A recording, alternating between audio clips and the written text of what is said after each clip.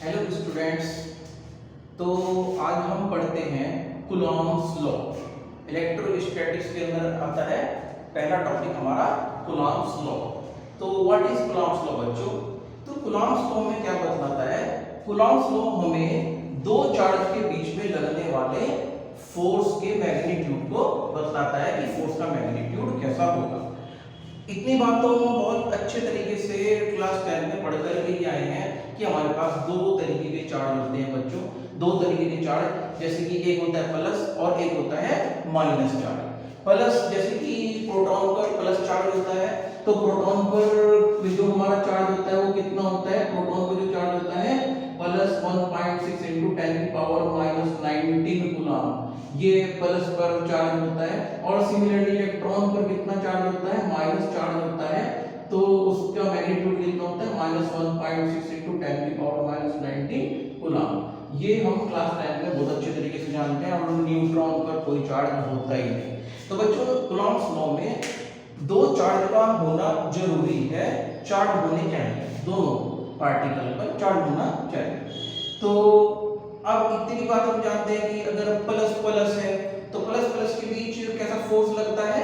Repulsion का लगता है। और अगर माइनस माइनस है तो भी कैसा लगेगा? प्लस प्लस है या माइनस माइनस है तो कैसा फोर्स लगेगा बच्चों? रिपल्शन का फोर्स लगता है, रिपल्शन। और अगर एक प्लस है दूसरा माइनस है तो अट्रैक्शन का फोर्स लगता है, अट्रैक्शन का फोर्स लगता है। ओके, तो अब हम जानते हैं कि फोर्स लगता कितना है, इसका मैग्नीट्यूड कितना होना चाहिए। तो अकॉर्डिंग टू कूलॉम्स लॉ, तो देखते हैं बच्चों कूलॉम्स लॉ क्या है हमारे पास। तो COULOMBS Coulomb's law, Coulomb's law. तो क्या कहता है कूलॉम्स लॉ हमको?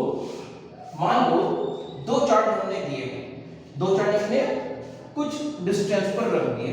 एक चार्ज है हमारे पास Q1 और दूसरा चार्ज है हमारे पास Q2, और दोनों के बीच का कुछ डिस्टेंस है, मान लीजिए डिस्टेंस r। ये डिस्टेंस कितना है? दोनों के बीच में कुछ डिस्टेंस है वो r है। दोनों चार्ज प्लस प्लस भी हो सकते हैं, दोनों चार्ज माइनस माइनस भी हो सकते हैं। ठीक है बच्चों, तो अब इनके बीच में एक फोर्स लगेगा। अगर मान लीजिए दोनों प्लस प्लस है, मान लो कि दोनों प्लस प्लस है, तो Q1 Q2 पर जो फोर्स लगाएगा इस लाइन के अलोंग, किस लाइन के अलोंग? जिस लाइन पर दोनों रखे हुए हैं, इस लाइन के अलोंग एक रिपल्शन का फोर्स लगा देगा, इधर को F फोर्स इसने लगा। सिमिलरली इतना ही फोर्स Q2 Q1 पर लगाएगा इधर की साइड, कितना? F force. और अगर हम बच्चों इनको पूरा लिखें कि भाई फोर्स कौन किस पर लगा रहा है, तो फोर्स किस पर लग रहा है? 1 पर। लगा कौन रहा है? 2 लगा रहा है। नंबर 2 वाला चार्ज 1 पर कितना फोर्स लगा रहा है? F12। और अगर मैं इसको लिखना चाहूं तो F2 किस पर फोर्स लग रहा है? 2 पर। लगा कौन रहा है? 1। ठीक है, तो यानी इतना फोर्स ये लग रहा है, लेकिन इनका जो मैग्नीट्यूड होगा वो इक्वल होगा। F12 और F21 का मैग्नीट्यूड आपस में क्या होगा? मान लीजिए उस मैग्नीट्यूड को मैं F बोलता हूं तो वो इक्वल ही रहेगा, यानी जितना फोर्स ये इस पर लगाएगा उतना ही ये इस पर लगाएगा। तो अकॉर्डिंग टू कूलॉम्स लॉ क्या कहता है कि ये जो फोर्स होता है, ये फोर्स जो होता है, मान लीजिए फोर्स कितना है? F है। तो ये जो फोर्स होता है ये डायरेक्टली प्रोपोर्शनल होता है दोनों चार्ज की मल्टीप्लिकेशन के, यानी Q1 × Q2। ठीक है बच्चों, तो ये जो फोर्स होता है ये डायरेक्टली प्रोपोर्शनल होता है Q1 × Q2। डायरेक्टली प्रोपोर्शनल होता है ये फोर्स डायरेक्टली प्रोपोर्शनल होता है 1/r² के। ठीक है बच्चों, बात समझ में आ रही है? अब अगर मान लो मैं दोनों इक्वेशन को एक साथ मर्ज करके लिख देता हूं, एक ही जगह पर लिख देता हूं, तो क्या आएगा मेरे पास निकल करके? F डायरेक्टली प्रोपोर्शनल, ऊपर की तरफ कौन है? Q1 Q2 है, और नीचे की तरफ कौन है? r²। तो F directly proportional Q1 Q2 r का स्क्वायर। बात समझ आ रही है बच्चों? अब मान लीजिए मैं इसको प्रोपोर्शनलिटी का साइन हटाता हूं, तो हमको पता है बहुत अच्छे तरीके से क्या कि एक कांस्टेंट आता है। जब मैं प्रोपोर्शनलिटी का साइन हटाता हूं तो एक स्मॉल के यहां पर कांस्टेंट आ जाता है, इसको स्मॉल के से लिखते हैं। तो यानी फार्मूला क्या बन गया कि Q1 Q2 r का स्क्वायर बच्चों। तो ये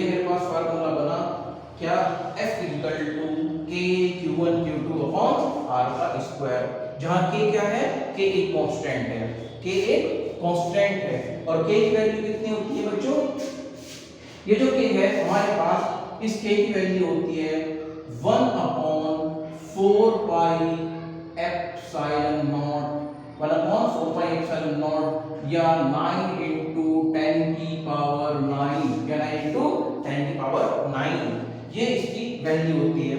अब इसकी के की यूनिट क्या होती है देखो, तो के की यूनिट के लिए मैं क्या काम करूंगा, मान लीजिए मैं आप स्क्वायर की यहां पे मल्टीप्लाई कर देता हूं, तो जिसकी यूनिट निकालते हैं बच्चों पहले उसको अलग कर लेते हैं ना।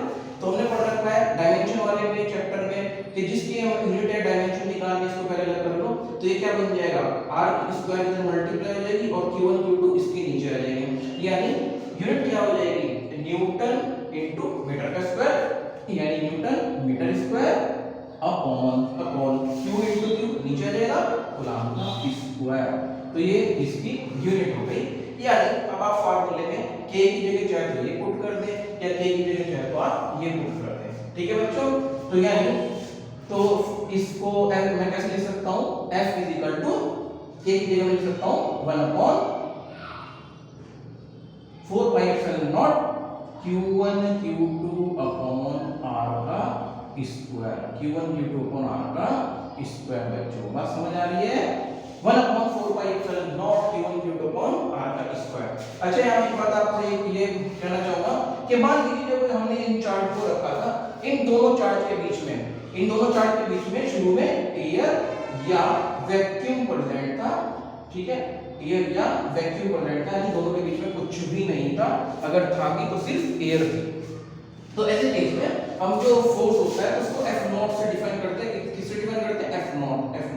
तो यहाँ पर मैंने F0 से इसको डिफाइन कर दिया, तो यानी F0 की वैल्यू कितनी आ गई, इतनी आ गई, किसमें आई है, इन एयर और वैक्यूम, एयर में या वैक्यूम में क्या वैल्यू होती है, ये वैल्यू होती है बच्चों। तो अगर मैं यहाँ से एप्सिलॉन इसके अंदर फिर से एक और कांस्टेंट आ रहा है, आप देख रहे हैं एप्सिलॉन नॉट, तो एप्सिलॉन नॉट क्या होता है बच्चों, एप्सिलॉन नॉट क्या बोलते हैं इसको, एप्सिलॉन नॉट। तो एप्सिलॉन नॉट होता है permittivity of the free space, permittivity of free space, permittivity of free space, ठीक है बच्चों। तो इसकी जो वैल्यू होती है वो कितने इक्वल होती है, एप्सिलॉन नॉट की वैल्यू जो होती है वो होती है 8.85 into 10 की पावर -12, ठीक। अब इसकी यूनिट क्या होगी, अब देखो यूनिट क्या होगी इसकी, अगर मैं एप्सिलॉन नॉट को इधर ले जाऊं और k इधर आ जाए तो एप्सिलॉन नॉट k के उल्टा हो जाएगा, यानी यूनिट क्या हो जाएगी, एकदम इसके उलट हो जाएगी, यानी कूलम्ब का square upon newton metre square. ये हो गई बच्चों हमारे पास एप्सिलॉन नॉट की यूनिट, ठीक है, बात समझ आ रही है। तो अब आप चाहे तो फोर्स के फार्मूले में 1/4 पाई एप्सिलॉन नॉट लिख लो या 9 into 10 की पावर 9 लिख लो, बात एक ही है, यही है हमारे पास कूलम्ब्स लॉ। तो कूलम्ब्स लॉ दो चार्ज के बीच में जो फोर्स लगता है उसके मैग्नीट्यूड को बतला रहा है, ठीक है, बात समझ आ रही है। अब इसके बाद बच्चों जैसे कि मैंने कहा अभी एयर या वैक्यूम है, अब अगर मान लीजिए हम दोनों चार्ज के बीच में कुछ डाई इलेक्ट्रिक जो है भर देते हैं, कुछ भी कोई मतलब मटेरियल भर देते हैं इसके बीच में, तो हर अगर कुछ मटेरियल इनके अंदर भर देते हैं इन दोनों चार्ज के बीच में, तो उसका होता है डाइलेक्ट्रिक कांस्टेंट के। क्वेश्चन में आपको गिवन रहेगा डाइलेक्ट्रिक कांस्टेंट के की वैल्यू, तब ये जो फोर्स का फार्मूला है क्या हो जाएगा। तो मान लीजिए दो चार्ज है हमारे पास और इनके बीच में मैं कुछ भर देता हूं, जैसे कि मैंने भर दिया कोई मीडियम वगैरह भर दिया, तो इस मीडियम का आपको डाइलेक्ट्रिक कांस्टेंट देगा जिसको हम कैपिटल के से डिफाइन करते हैं। तो जहां के क्या है, के क्या है बच्चों, dielectric constant of the medium, dielectric constant of medium, dielectric constant of medium. तो अगर मान लीजिए मैं इन दोनों चार्ज के बीच में कुछ भर देता हूं तो फोर्स की वैल्यू तब मैं F0 ना कह करके क्या कहूंगा F, और F की वैल्यू कितनी हो जाएगी बच्चों, तो बस हमें करना क्या है, इस फार्मूले में ये जो K आ रहा है, ये जो कैपिटल K आ रहा है, इसकी मल्टीप्लाई एप्सिलॉन नॉट से कर देनी है, यानी F फार्मूला हो जाएगा F 1/4 pi epsilon not into capital K, और साथ ही साथ Q1 Q2 अपॉन R का square, Q1 Q2 upon R का स्क्वायर। तो आप देख रहे हैं यानी फोर्स जो है डाइलेक्ट्रिक कांस्टेंट के इनवर्सली प्रोपोर्शनल है। यानी अगर कोई आप मीडियम भरते हैं तो दोनों चार्ट के बीच में लगने वाला फोर्स कम हो जाएगा। क्यों बच्चों? क्योंकि ये इसके इनवर्सली प्रोपोर्शनल है, इस वजह से। तो अब इतनी वैल्यू को ये जो value 1/4 pi epsilon not Q1 Q2 upon R का स्क्वायर आप ये देख रहे हैं, तो ये वैल्यू कितने के इक्वल है? F0 के इक्वल है। तो यहां से अगर मैं k को यहीं पर ही रहने दूं और केवल ये वैल्यू उठाऊं तो मैं इसको ऐसे भी लिख सकता हूं F = F0 upon k, F0 upon k, और k की वैल्यू k की मल्टीप्लाई इधर कर देता हूं तो F0 = आ गया k * F। तो F0 = k * F। ठीक है बच्चों, समझ आ गई बात? तो ये है हमारे पास कूलॉम्स लॉ। अच्छा यहाँ पर मैं आपको एक बात बताना चाहूंगा, ये जो फोर्स होता है कूलॉम्स लॉ में, ये जो फोर्स निकल कर के आता है बच्चों, ये बिल्कुल ऐसा है जैसे कि आपने क्लास 11 में ग्रेविटेशनल फोर्स पढ़ा था। ग्रेविटेशनल फोर्स का फार्मूला भी कुछ ऐसे ही था ना, F = Gm1m2 अपॉन R का स्क्वायर। वहां पर दो मास होते थे, बड़े बड़े मास होते थे, लेकिन यहाँ पर दो छोटे छोटे चार्ज हैं और चार्ज का मास ना के बराबर होता है, तो उनके हम कौन सी कैरेक्टरिस्टिक्स को लेते हैं? हम चार्ज को कंसीडर करते हैं यहाँ पर इनके बीच लगने वाले फोर्स को। तो बिल्कुल एक आप देख रहे हैं फार्मूले बिल्कुल सेम है। तो जब फार्मूले सेम है बच्चों, तो जिस बच्चे ने 11वीं क्लास में इस चैप्टर को ढंग से किया हुआ है, यानी से क्वेश्चन अच्छे तरीके से कर रखे हैं, वो इसके क्वेश्चन भी अच्छे तरीके से कर पाएगा। क्यों? क्योंकि फोर्स हमारे पास एक वेक्टर क्वांटिटी है, ना कि स्केलर क्वांटिटी। अच्छा, ये जो बस फर्क इतना है, जो यहाँ पर क्लास 11 में ग्रेविटेशनल फोर्स था वो कैसा फोर्स था बच्चों? वो वीक फोर्स था, हमने पढ़ा रखा है वीक फोर्स था, और ये किसी बीच के मीडियम पर डिपेंड नहीं करता था। ये मीडियम पर डिपेंड नहीं करता था, ये हमने बहुत अच्छे तरीके से पढ़ा, मीडियम पर डिपेंड नहीं करता था। और साथ ही साथ ये केवल और केवल अट्रैक्टिव फोर्स था बच्चों, याद आया? ये जो ग्रेविटेशनल का फोर्स था ये केवल अट्रैक्टिव फोर्स था, मीडियम पर डिपेंड नहीं करता था, और फिजिक्स का एक वीक फोर्स है। लेकिन अगर मैं बिल्कुल इसका उल्टा कर दूं तो हमारे पास जो कूलॉम फोर्स आता है वो एक स्ट्रॉन्ग फोर्स होता है, स्ट्रॉन्ग फोर्स होता है, साथ ही साथ मीडियम पर डिपेंड करता है। मीडियम पर डिपेंड करता है बच्चों, जैसे कि आप देख रहे हो ना यहाँ पर कि मैंने कोई डायरेक्ट्रिक कांस्टेंट भर दिया, तो आप देख रहे हैं ये मीडियम पर डिपेंड कर रहा है। मीडियम का कुछ डायरेक्ट्रिक कांस्टेंट होगा तो उस पर डिपेंड करेगा, और साथ ही साथ ये अट्रैक्शन का फोर्स भी हो सकता है, रिपल्शन का भी हो सकता है। ये attraction as well as repulsion दोनों हो सकता है, as well as repulsive force, ये कुछ भी हो सकता है, अट्रैक्शन भी हो सकता है, रिपल्शन का फोर्स भी हो सकता है। जैसे कि हमने पढ़ा हुआ है कि प्लस प्लस होंगे तो रिपेल करेंगे, प्लस माइनस होंगे तो अट्रैक्ट करेंगे, ये दोनों फोर्स। बात समझ आ रही है बच्चों? तो अब इस पर हमारे पास बचते क्या है? हमारे पास इस पर आते हैं न्यूमेरिकल। न्यूमेरिकल में अभी हम देख लेते हैं एक दो न्यूमेरिकल इसका।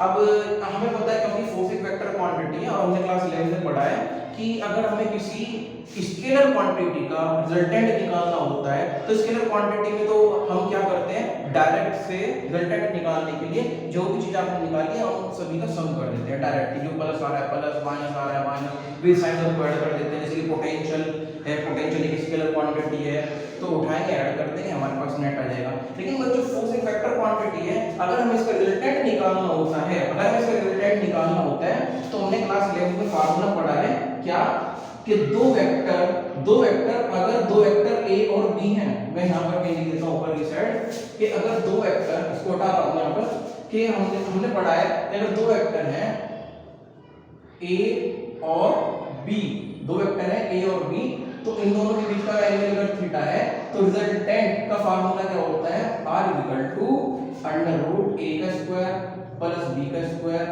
Plus 2ab cos theta. ये हमने बहुत अच्छे तरीके से पढ़ा है। यानी दो अगर वेक्टर है हमारे पास तो वेक्टर का नेट निकालने के लिए हम इस फार्मूले की हेल्प लेते हैं। वेक्टर में ऐसा नहीं कर सकते, उठाया और हमने ऐड कर दिया, ये एंगल पर भी डिपेंड करता है। एंगल मतलब एक तरीके से यानी ये डायरेक्शन पर भी डिपेंड करता है बच्चों, ठीक है। अब हम एक क्वेश्चन देख लेते हैं किस किस तरीके के क्वेश्चन यहाँ पर हमसे पूछ रहा है, ठीक है। तो क्वेश्चन को हम देख लेते हैं।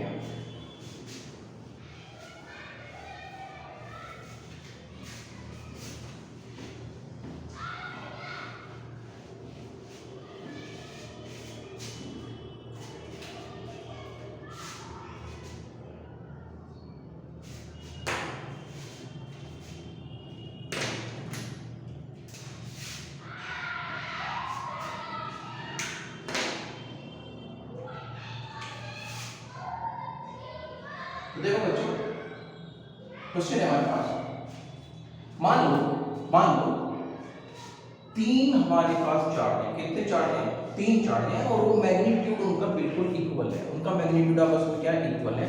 और मान लीजिए वो कुछ हमने इस तरीके से रखे हैं कि वो एक इक्विलेटरल ट्रायंगल के वर्टेक्स पर आ रहे हैं। तो मान लीजिए हम ऐसा कुछ मानते हैं कि हमने यहाँ पर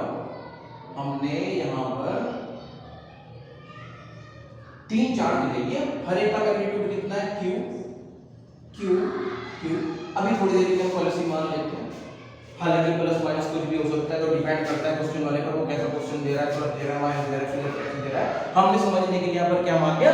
ट्रायंगल है, कि ट्रायंगल के तीनों वर्टेक्स पर चार्ज रखे हैं क्यू। और जो ट्रायंगल की जो साइड है वो कैसी है? उसका मैग्नीट्यूड कितना है? साइड का एल है। बात समझ आ गया? एक इक्विलेटरल ट्रायंगल है, उसकी हर एक साइड की लेंथ कितनी है बच्चों? एल है। तीनों कोनों पर कितने चार्ज रखे हैं? प्लस 2 चार्ज रखे हैं। अब हमसे कह रहा है कि किसी एक चार्ज पर लगने वाला नेट फोर्स बताओ। मान लीजिए मैं ये कह रहा हूं कि इस पर लगने वाला नेट फोर्स बताओ, इस पर कितना फोर्स लग रहा है बच्चों। तो हम इसको कैसे कैलकुलेट करेंगे? हम सबसे पहले ये देखेंगे कि इस चार्ज पर, इस वाले चार्ज पर कुल कितने फोर्स लग रहे हैं। क्या देखेंगे? कि इस वाले चार्ज पर कुल कितने फोर्स लग रहे हैं। अब आप देखो इस चार्ज पर कौन कौन फोर्स लगा रहा है। इस चार्ज पर ये वाला चार्ज फोर्स लगा रहा है रिपल्शन का, फिर इस चार्ज पर ये वाला चार्ज भी कैसा फोर्स लगा रहा है? रिपल्शन का। और हमें पता है कि दो चार्ज के बीच में जो फोर्स लगता है वो दोनों को मिलाने वाली लाइन के अलॉन्ग ही लगता है। ठीक है बच्चों? तो यानी अगर ये वाला चार्ज इस वाले चार्ज पर फोर्स लगाएगा तो मान लीजिए फोर्स हुआ F1 इधर को, तो ये रहा F1, इस लाइन के अलॉन्ग क्या करेगा? इसको रिपेल करेगा, इधर की साइड बता देगा एकदम सीधे बिल्कुल। सिमिलरली ये वाला चार्ज इस वाले चार्ज को इस इधर की तरफ पुश करेगा, यानी इस लाइन के अलॉन्ग कैसे दबाएगा? ये इधर को इसने दबा दिया। ये कितना हो गया? F2। ये कितना हो गया? F2। तो यानी इस वाले चार्ज पे कितने फोर्स लग रहे हैं? मतलब दो फोर्स लग रहे हैं। ठीक है, तो अब मेरे को नेट निकालना है। अब नेट निकालने के लिए मैं तो कर नहीं सकता कि मेरे पास नेट निकालने के लिए मैंने कर दिया F1 + F2। क्यों? क्योंकि फोर्स एक वेक्टर क्वांटिटी है, ऐसा तो हम कर ही नहीं सकते। तो वेक्टर क्वांटिटी के लिए हम रिजल्टेंट वाला फार्मूला इस्तेमाल करते हैं। और रिजल्टेंट वाले फार्मूले के इस्तेमाल करने के लिए सबसे पहले हमें ये भी पता होना चाहिए कि इन दोनों के बीच का एंगल कितना है बच्चों। तो कितना एंगल आएगा?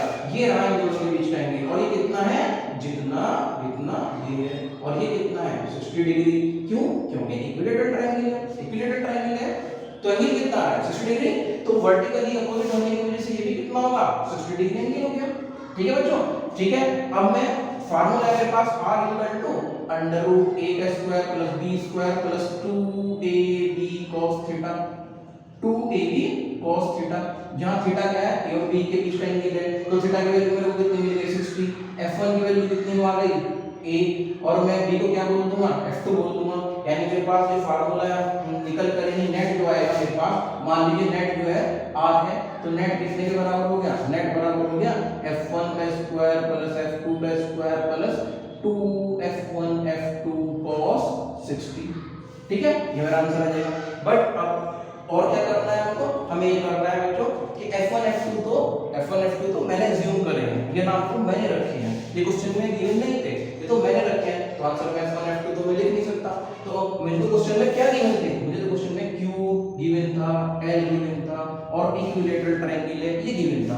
यानी आंसर में q और l आने चाहिए। तो इसके लिए मुझे क्या काम करना पड़ेगा?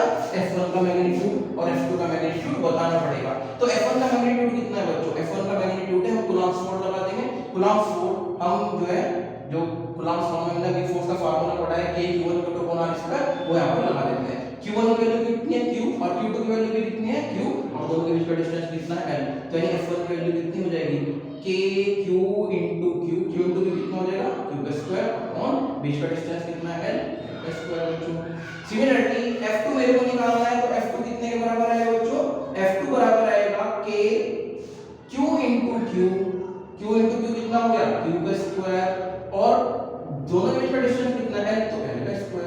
ये दो और दोनों के बीच का एंगल कितना है बच्चों? 60 डिग्री। दोनों के बीच का एंगल कितना है? 60 डिग्री। तो अगर आप f1 की वैल्यू यहां पुट करोगे, f2 की वैल्यू यहां पुट करोगे, फिर से F1 F2 यहाँ डाल दोगे और हमें पता है cos 60 की वैल्यू कितनी होती है 1/2। cos 60 डिग्री की वैल्यू बच्चों हमने ट्रिग्नोमेट्री में पढ़ा है 1/2 होती है। सॉल्व करूंगा मेरे पास आंसर आ जाएगा, मेरे पास जो सॉल्व कर करके आंसर आएगा तो वो आएगा √3 k q square upon l का स्क्वायर। ये मेरे पास आंसर आ जाएगा, ठीक है। लेकिन यहाँ पर मैं आपको एक बात बताना चाहूंगा कि अगर आप इतनी बड़ी वैल्यू यहाँ पर रखोगे और उसका स्क्वायर करोगे तो बहुत बड़ा हो जाएगा सॉल्यूशन। इसको हम थोड़ा सा आसान कर सकते हैं, थोड़ा सा। मैं क्या कर रहा हूँ, आप देख रहे हैं के क्यू स्क्वायर अपॉन एल का स्क्वायर और के Q square upon L square दोनों के मैग्नीट्यूड सेम है। थोड़ी देर के लिए मैं दोनों के मैग्नीट्यूड को क्या मान लेता हूँ x क्यों, क्योंकि दोनों सेम है। तो इसको भी मैं x लिख लेता हूँ, इसको भी x लिख लेता हूँ और ये वाली वैल्यू मैं यहाँ पर पुट कर रहा हूँ। तो मैं आपको बच्चों सॉल्व करके दिखा रहा हूँ फिर हम और अच्छे तरीके से कैसे सॉल्व कर सकते हैं जल्दी में। तो f1 की वैल्यू कितनी होगी बच्चे, तो मैंने मान ली x को x का स्क्वायर, f2 की वैल्यू कितनी है x, तो x का स्क्वायर। सिमिलरली टू f1 की वैल्यू कितनी है x और f2 की वैल्यू कितनी है x, तो x into x भी क्या आ जाएगा x का स्क्वायर और cos 60 की वैल्यू कितनी आ जाएगी 1/2 और साथ में लगा हुआ है √2 से 2 किया बच्चों। तो सॉल्व करूंगा कितना आ गया x square plus x square plus x square यानी कितना आ गया 3x स्क्वायर। अब मैं सॉल्व करूंगा कितना आ गया √3x, x स्क्वायर अंडर से बाहर आ जाएगा x आ गया और 3 अंदर आ जाएगा √3x और x मैंने किसको माना था x मैंने इसको माना था तो x की वैल्यू यहां पे पुट कर देते हैं। तो आगे मेरे पास √3 की क्यूब स्क्वायर बाई l का स्क्वायर। ये मेरे पास नेट फोर्स निकल कर के आ गया, रिजल्टेंट फोर्स मेरे पास निकल कर के आ गया बच्चों। तो कितना आ गया √3 k Q square by l का स्क्वायर। ठीक है बच्चों, तो बात समझ में आ रही है। इस तरीके से हम इन क्वेश्चन को सॉल्व कर सकते हैं। और क्या कर सकता है, अब ये कर सकता है इनमें से किसी चार्ट को माइनस कर देगा। माइनस करने से क्या क्या फर्क पड़ेगा क्वेश्चन पर, सिर्फ ये फर्क पड़ेगा जो फोर्स है हमें एंगल देखना पड़ेगा कि जो इस पर फोर्स लग रहे हैं अब एंगल कितना बदल गया है और उसी के हिसाब से हम यहाँ पर वैल्यू पुट कर देंगे। अब इसके लिए जरूरी है कि जैसे एंगल बदलेगा तो जैसे कि हमने क्लास 10th में पढ़ा हुआ है cos की सारी वैल्यू में पता होनी चाहिए, कुछ उससे भी अलग। हालांकि हम 90 डिग्री तक ही पढ़ते हैं क्लास 10 में, तो उसके बाद भी cos 120 की वैल्यू कितनी होती है, cos 180 की वैल्यू कितनी होती है, ये हमें पता होनी चाहिए क्योंकि यहाँ फार्मूले में क्या आ रहा है cos आ रहा है बच्चों। ठीक है, तो और क्या कर सकता है, ज्यादा से ज्यादा स्क्वायर कर देगा। क्या करेगा, स्क्वायर कर देगा। क्वेश्चन में बोल देगा कि यहाँ पर मेरे पास 4 चार्ज रखे हैं इक्वल मैग्नीट्यूड के हैं, फिर से बोल देगा कि इस पर बताओ नेट फोर्स कितना लग रहा है, इस पर नेट फोर्स कितना लग रहा है, ये हमसे पूछ सकता है। चलो इसको भी देख लेते हैं खैर करके। तो यहाँ तक बात को समझ में आई बच्चों, ठीक है। अच्छा एक बात और मैं आपको बता दूं, यहाँ जो रिजल्टेंट होगा इन दोनों के यहाँ से बिल्कुल बीचों बीच से होकर के जाएगा। जैसे कि हमने क्लास 11 में हालांकि सब चीजें जान ली हैं, जो नेट होगा इन दोनों के बीचों बीच से होकर के जाएगा, बिल्कुल बीचों बीच से। क्यों, क्योंकि दोनों का मैग्नीट्यूड इक्वल है। जब भी दो वेक्टर का मैग्नीट्यूड इक्वल होता है बच्चों, तो जो उनका रिजल्टेंट होता है उनके बीचों बीच से होकर के आता है, बिल्कुल बीचों बीच से। यानी अगर F1 और F2 दोनों का मैग्नीट्यूड इक्वल है ना, ये रहा दोनों का मैग्नीट्यूड आप देख रहे हो इक्वल है ना, और दोनों का विषय कितना है 60 डिग्री। तो जो रिजल्टेंट जाएगा ना बच्चों वो उनके बीचों बीच से जाएगा। बीचों बीच मतलब यानी 30 डिग्री एंगल इधर और 30 डिग्री एंगल इधर, यानी बीचों बीच से होकर के जाएगा। क्यों, क्योंकि F1 F2 का मैग्नीट्यूड बिल्कुल इक्वल है। तो यानी यहाँ पर बता सकते हैं कि 30 डिग्री यानी डायरेक्शन क्या हो गई 30 डिग्री विद F1 और F2, यानी F1 या F2 के साथ में कितना एंगल बनाएगा, वो जो लाइन आएगी रिजल्टेंट फोर्स वाली वो आएगी 30 डिग्री एंगल पर। यानी जो मेरा चार्ज होगा इस लाइन के अलोंग चलेगा बच्चों। रिजल्टेंट का क्या मतलब होता है कि जब ये दोनों चार्ज इस चार्ज पे फोर्स लगाएंगे तो वो इस लाइन के अलोंग चलेगा, ना तो यूं चलेगा ना यूं चलेगा, बल्कि इधर को रिजल्टेंट जा रहा है उसी लाइन के अलोंग वो चलेगा। तो बात समझ में आई बच्चों, ये हमारे पास इसका कंप्लीट सॉल्यूशन हो गया। अब हम देख लेते हैं, एक और क्वेश्चन देख लेते हैं।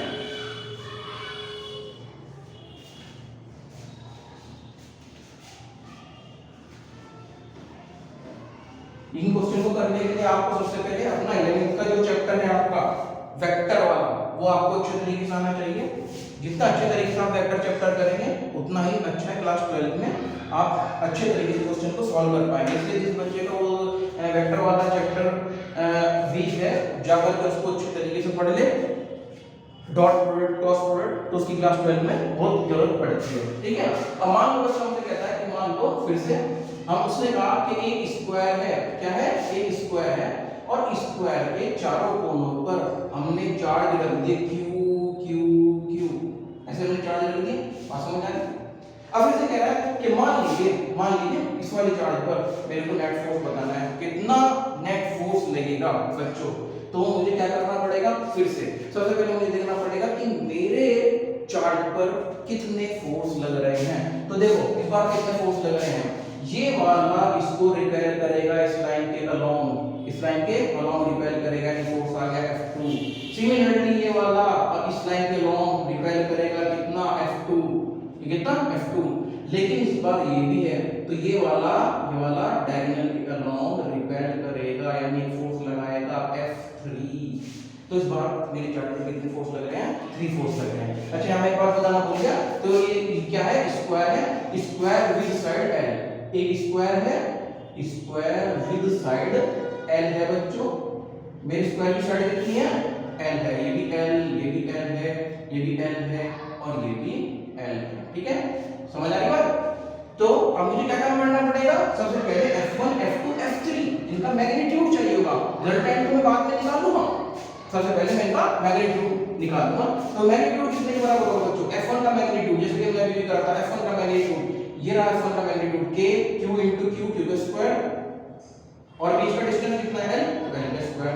सिमिलरली F2 कितना आएगा, F2 भी सेम आ जाएगा, Q into Q, और बीच का डिस्टेंस कितना है, L, तो F2 की वैल्यू कितनी आ जाएगी, K Q square by L का स्क्वायर।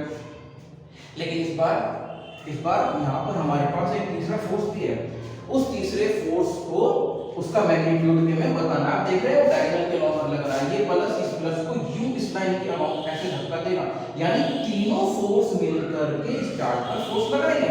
तो हमारे चार्ज पर नेट फोर्स कितना लगेगा, तो F3 की वैल्यू कितनी लगेगी बच्चों, F3 की वैल्यू हो जाएगी K Q का square, K Q into Q का स्क्वायर, और बचा डिस्टेंस।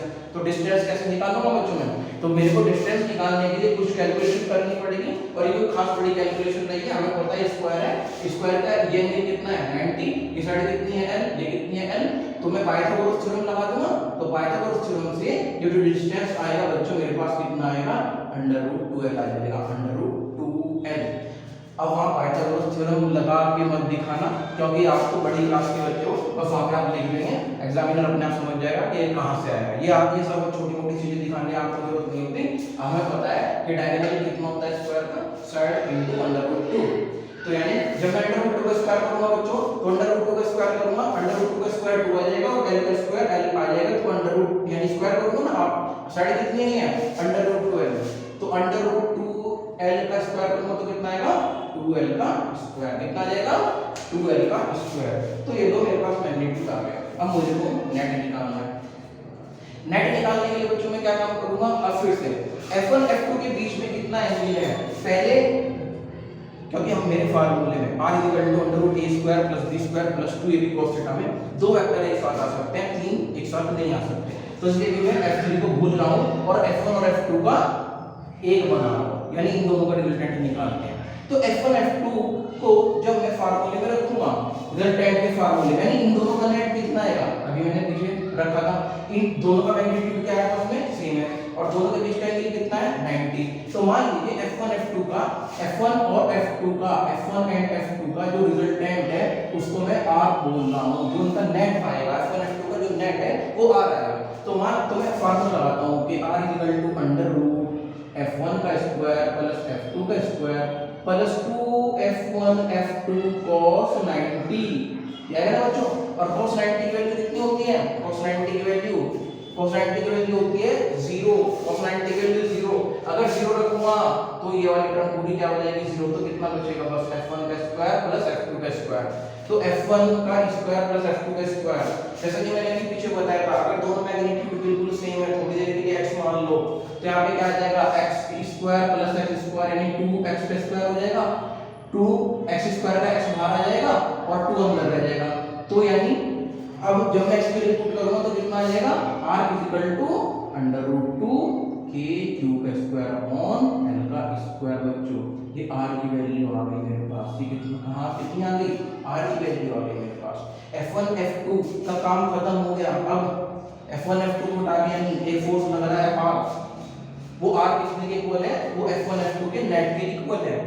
समझ आ रही बात। अब दोनों का मैग्नीट्यूड बराबर है तो वो कहां से जाएगा, जैसे कि मैंने भी बताया था, अगर मैग्नीट्यूड बराबर होता है बिल्कुल तो जो नेट होता है बीचों बीच से जाता है, बीचों बीच से। अब आपको पता है एंगल कितना है, F1 F2 के बीच का एंगल कितना है, 90, तो बीचों बीच यानी बिल्कुल, यानी यहां से होकर के जाएगा r जो है 45 डिग्री एंगल इधर, 45 डिग्री एंगल इधर, ऐसे जाएगा। इस यानी r जो है डायगोनल वाली जो लाइन आ रही है इसके अलोंग ही जाएगा, इसके ऊपर आकर के बैठ जाएगा। क्यों, क्योंकि हमें पता है ये जो डायगोनल वाली लाइन आ रही है ये एंगल 90 को बाइसेक्ट करती है, इधर 45 45, तो अगर ये 45 है तो ये 45, ये 45 तो ये 45, यानी जो r है वो यहाँ कहीं ना जाकर के ठीक डायगोनल वाली लाइन के ऊपर आकर के बैठ जाएगा। ठीक है बच्चों। अब जो मेरे को फाइनल आंसर दे रहेगा वो क्या आएगा, अब मेरे को नेट फोर्स निकालना है, तो यानी फाइनल जो एकदम फाइनल नेट फोर्स आएगा, अभी मेरा आंसर पूरा नहीं हुआ, ये तो F1 F2 का मैंने नेट निकाला है। अब जो मेरा जो फाइनल आएगा F1 F2 का काम खत्म हो गया, F1 F2 का नेट कितना है r, अब जो मेरा जो फाइनल आंसर आएगा वो आएगा ये। अब हमने बहुत अच्छे तरीके से पढ़ रखा है कि अगर दो वेक्टर एक डायरेक्शन में होते हैं तो उनका नेट निकालने के लिए क्या करते हैं, ऐड कर दो। जैसे कि कोई बॉडी है, ये मैंने इसके ऊपर फोर्स लगाया इधर 2 न्यूटन और इधर की साइड लगा दिया 10 न्यूटन, तो नेट कितना हो गया 2 + 10 = 12 न्यूटन। क्यों, क्योंकि दोनों वेक्टर एक ही डायरेक्शन में लग रहे हैं। अगर दो वेक्टर एक ही डायरेक्शन में लगते हैं तो हम उसमें फार्मूला नहीं लगाते, क्या कर देते हैं, डायरेक्ट ऐड कर देते हैं। तो यानी जो फाइनल एकदम आंसर आएगा, जो फाइनल नेट फोर्स आएगा बच्चों मेरे पास, वो क्या कितने के इक्वल हो जाएगा, वो हो जाएगा r + f3। आप देख रहे हैं f3 ऐसे ही लग रहा है और r भी ऐसे लग रहा है, तो r + f3, r + f3। अब r की वैल्यू पुट कर दो, कितनी, √2 k³ का स्क्वायर अपॉन l का स्क्वायर प्लस f3 की वैल्यू पुट करो, f3 का वैल्यू ले रहा हूं k³ अपॉन 2l का स्क्वायर, k² अपॉन 2l का स्क्वायर बच्चों। अब जो भी कॉमन निकल रहा है उसको निकाल लो, तो k² अपॉन l का स्क्वायर, तो ब्रैकेट में क्या बचेगा, √2 + हाफ, √2 + हाफ। ये रहा मेरे पास फाइनल आंसर बच्चों। तो ये रहा मेरे पास answer, k² upon l square √2 + half. जो भी कॉमन निकल रहा है निकाल दो जितना भी, और अच्छा रहेगा। हालांकि अगर आपने नहीं किया तो भी चलेगा, तो भी पता लग जाएगा कि आंसर आपका सही है। ठीक है बच्चों, तो ये रहा। तो इस तरीके से हमसे और भी क्वेश्चन कर सकता है। इसमें क्वेश्चन जितने चाहे बनाए जा सकते हैं। किसी चार्ज को माइनस कर दे, मान लीजिए इसको माइनस कर दिया, या किसी चीज को माइनस कर दिया, या इन दोनों को माइनस कर दिया, हमसे पूछेगा नेट फोर्स बताओ क्या होता है।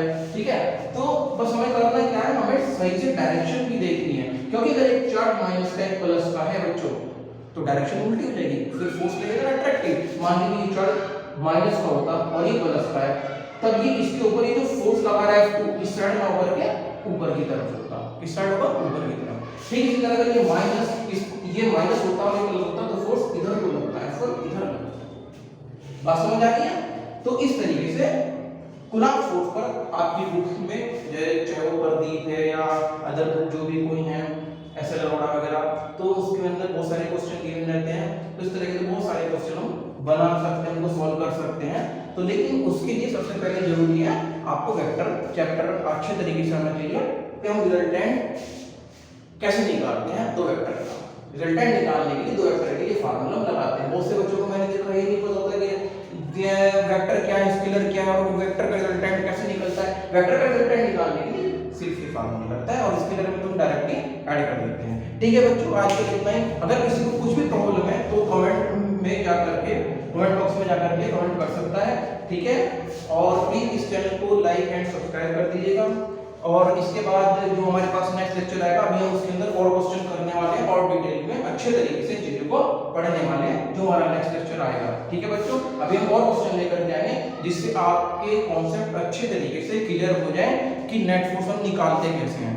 और फिर हमारे पास इलेक्ट्रिक फील्ड में भी हमें नी की जरूरत पड़ने वाली है, बार बार हमें इसी की जरूरत पड़ती रहेगी बच्चों। ठीक है, आज के लिए इतना ही। Okay, bye bye.